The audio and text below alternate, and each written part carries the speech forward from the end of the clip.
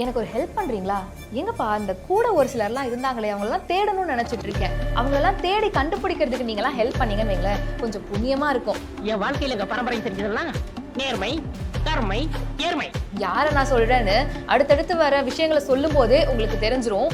இந்த அளவுக்கு மோசமான சம்பவங்கள் தமிழ்நாட்டில் நடக்குதுங்கிறப்ப கொஞ்சம் கூட கூச்சமே இல்லாம நீங்க எல்லாம் என்ன மாதிரியான ஒரு பெர்ஃபார்மன்ஸ் பண்றீங்கன்னு நான் கேட்கல, மக்கள் எல்லாம் கேட்க ஆரம்பிச்சிருக்காங்க. வணக்கம் and welcome to the show day today with me DD. இன்னைக்கு நாட்டுல என்ன நடக்குதுன்னு தெரிஞ்சுக்கலாமா?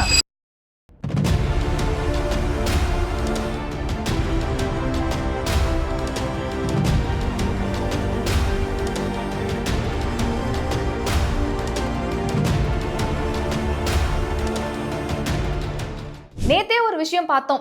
வெளிநாட்டுல ஒரு உச்ச தலைவர் இறந்துட்டாரு அப்படிங்கிறதுக்காக இங்க தமிழ்நாட்டுல எவ்வளவோ முக்கியமான ஆட்கள் என்னென்ன மாதிரியான பர்ஃபார்மன்ஸ் என்ன மாதிரியான பேரணிகளை நடத்தினாங்க அப்படின்னு சொல்லி அவங்களுக்கெல்லாம் ஃபீல் பண்ணீங்களே, நம்ம மக்களுக்கு எவ்வளவு கஷ்டம் நடந்துச்சு, அதுக்கெல்லாம் நீங்க ஏன் ஃபீல் பண்ணலன்னு கேட்டா அத பத்தி கேக்க நீ என்ன ஸ்டேட் கவர்மெண்டா சென்ட்ரல் கவர்மெண்டா? அதுக்குள்ள இன்னொரு சம்பவம் நடந்திருக்கு. இன்னொரு மோசமான கொடூரமான ஏத்துக்கவே முடியாத ஒரு சம்பவம் நடந்திருக்கு.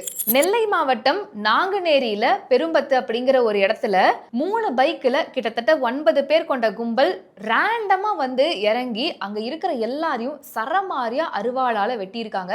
பலரும் அங்க சிதறி ஓடி இருக்காங்க. ஆனா அதுல எதிர்பாராத விதமா மாற்றுத்திறனாளியா இருக்கக்கூடிய ஜான் அப்படிங்கிறவரும் அங்க கூலி தொழிலாளியா வேலை செய்யக்கூடிய வடமாநில இளைஞர் ஒருத்தரும் பரிதாபமா உயிரிழந்து போயிருக்காங்க.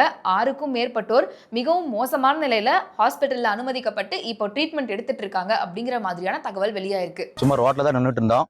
ஒரு 9 பேர் வந்தாங்க, 3 பைக்ல மாஸ்க் போட்டிருந்தாங்க. எல்லாம் வந்தாங்க. திடீர்னு ரோட்ல வாரெல்லாம் வெட்ட ஆரம்பிச்சிட்டாங்க.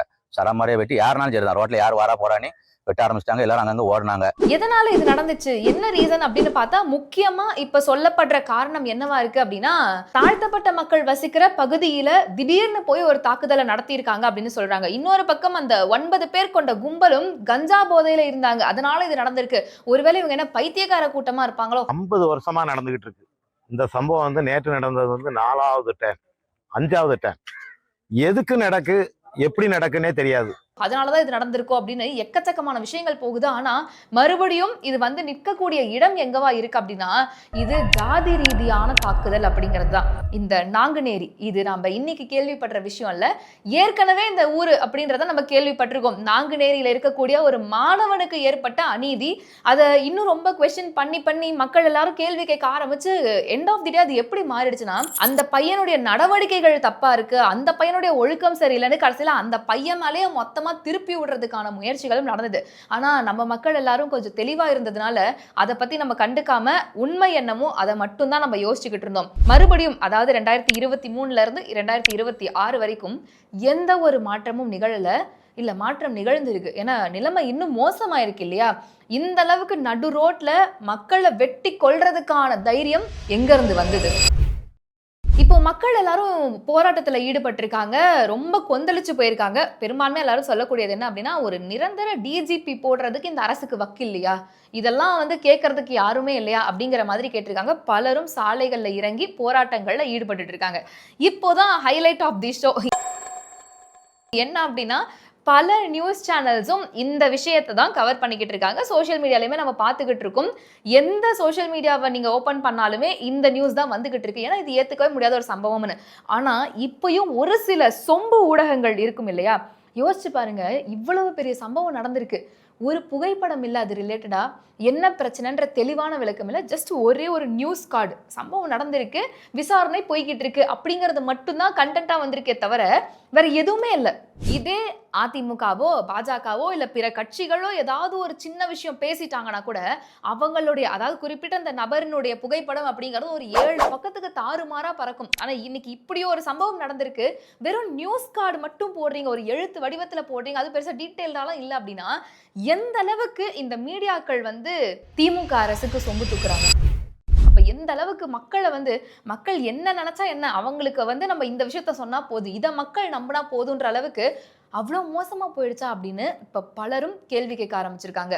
இப்பதான் ஸ்டார்டிங்ல கேட்ட விஷயம் எங்கப்பா அதை ஒரு சிலர் இருந்தாங்களே அப்படின்னு காமினி அவர்களுக்கு கண்ணீர் வடித்த ஒரு சில மகான்கள் இந்த விஷயத்துக்கு என்ன பதில் சொல்ல போறாங்க?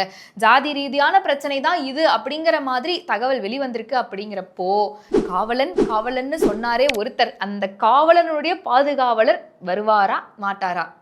நேத்து கதறி கதறி பேரணியில அழுத இதே ஆட்கள் அஜித்குமாரனுடைய படுகொலை நடந்தப்பையோ, பெருமாள்ன்ற ஒரு நபர் மோசமா கொலை செய்யப்பட்டப்பையோ, நெஞ்சில ட்ரில் மிஷினை வச்சு கொன்னாங்க அப்படின்ற மாதிரியான தகவல்லாம் கேட்டப்போ அப்படியே ஒரு மாதிரி பதச்சு போச்சு. அப்பெல்லாம் எதுவுமே குரல் கொடுக்கல. சரி, இப்போ இப்படி ஒரு சம்பவம் நடந்திருக்கு, இதுக்கு எத்தனை பேர் வெளியே வந்து பேச போறாங்க, எத்தனை பேர் வாய்ஸ் அவுட் பண்ண போறாங்க?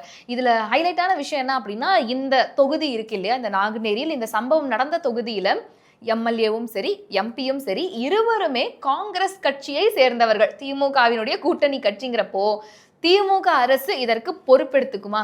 என்ன மாதிரியான காரணங்களை திமுக அரசு கொடுக்க போறாங்க, எப்படியெல்லாம் இதை மூடி மறைக்க போறாங்க அப்படிங்கிறது தான் இனி வர நாட்களில் நம்ம பார்ப்போம்னு நான் நினைக்கிறேன். இதற்கு வந்து ஒரு தீர்வு கிடைக்கும், குற்றவாளிகளை கைது செய்வார்கள், இப்படி நடக்கும் அப்படி நடக்கும்ன்றதெல்லாம் தாண்டி கண்டிப்பா இதுக்கு ஆல்டர்னேட்டிவா தான் ஒரு விஷயம் நடக்கும். இந்த பிரச்சனைக்கான சொல்யூஷன் கிடைக்காது, அதுக்கு பதிலா இதை மறக்க வைக்கிற மாதிரியான ஒரு சம்பவத்தை மட்டும்தான் இந்த அரசு கையில எடுக்கும் அப்படிங்கிற மாதிரி பலரும் இப்ப எனக்கு கருத்து தெரிவிக்க ஆரம்பிச்சிருக்காங்க. ஸோ ஓவராலா பாக்குறப்ப நம்ம மக்கள் நம்ம ஊருக்குள்ள நடக்கிற பிரச்சனைக்கு குரல் கொடுக்கறதுக்கு இங்க யாரும் கிடையாது. திமுகவும் திமுகவினுடைய கூட்டணி கட்சிகளும் அதுக்கு தயாரா இல்லை. அதை விட்டுட்டு இப்ப எல்லாருமே வந்து உலக போரை பத்தி பேசிக்கிட்டு இருக்காங்க. உலக விஷயங்களை பேசி நாங்க வந்து அந்த அளவுக்கு அங்க போயிட்டோம் அப்படிங்கிற மாதிரி நினைச்சுக்கிட்டு இருக்காங்க போல இருக்கு. இருந்தாலும் இந்த நாங்குநேரி சம்பவம் அப்படிங்கிறது ஏத்துக்கவே முடியாத ஒரு விஷயம். அந்த புகைப்படங்கள் எல்லாம் பாத்தீங்க அப்படின்னா ரொம்ப மோசமா இருக்கு. நடு ரோட்ல டீ கடையில சும்மா நின்றுட்டு இருந்தவங்களை இறங்கி இப்படி ஒரு மோசமான கொலைவெறி தாக்குதல் நடத்துற அளவுக்கு அந்த கும்பலுக்கான தைரியம் எங்க வந்தது? சீக்கிரமே இந்த குற்றவாளிகளை கைது செஞ்சு நடவடிக்கை எடுக்கணும் அப்படிங்கிறது தான் இன்னைக்கு பலருடைய ஒரு பெரிய போராட்டமா எழுந்திருக்கு. இதுக்கு என்ன மாதிரியான நடவடிக்கைகள் எடுக்க போறாங்க அப்படிங்கறத நம்ம பொறுத்திருந்து பார்க்கலாம். உடனே ஒரு சிலர் வந்துருவாங்க, உடனே நீ வந்து திமுகன்னு சொல்லாத, அதெல்லாம் நீ எப்படி சொல்லுவ அப்படின்னு. இதுக்கு மேல சொல்றதுக்கு என்ன இருக்கு? காங்கிரஸ் கையில் இருக்கக்கூடிய தொகுதியில இந்த மாதிரியான ஒரு சம்பவம் நடக்குது. இதுக்கு முன்னாடியே நடந்திருக்கு, மொதல் வாட்டி கூட கிடையாது. நாங்குநேரி சம்பவம் அப்படிங்கிறது ஒரு ஹேஷ்டேக் மாதிரி ஆயிடுச்சு. திரும்பவும் அதே மக்களுக்கு அதே மாதிரியான இன்னும் மோசமான பிரச்சனை நடக்குது. இதையும் தாண்டி இப்ப சமீபத்துல கோயம்புத்தூர்ல பார்த்தோம் அப்படின்னா வந்து திமுகவினுடைய கட்சி கொடி ஏந்திய ஒரு கார், அந்த காரில் இருந்து இறங்கிய சிலர் வந்து அப்படியே அராஜகம் பண்றது, ரவுடிசம் பண்றது, இந்த மாதிரியான ஒரு சம்பவம் நடந்திருக்கு.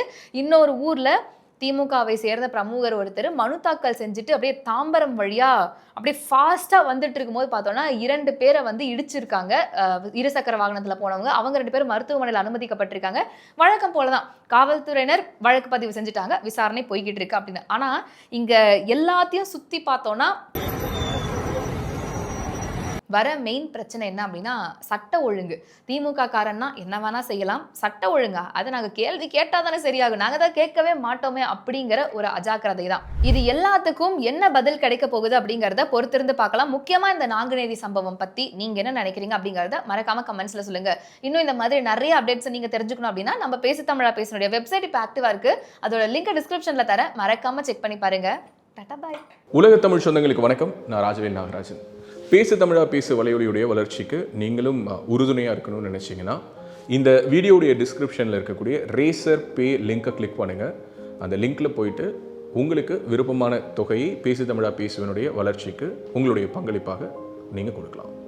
நன்றி, வணக்கம்.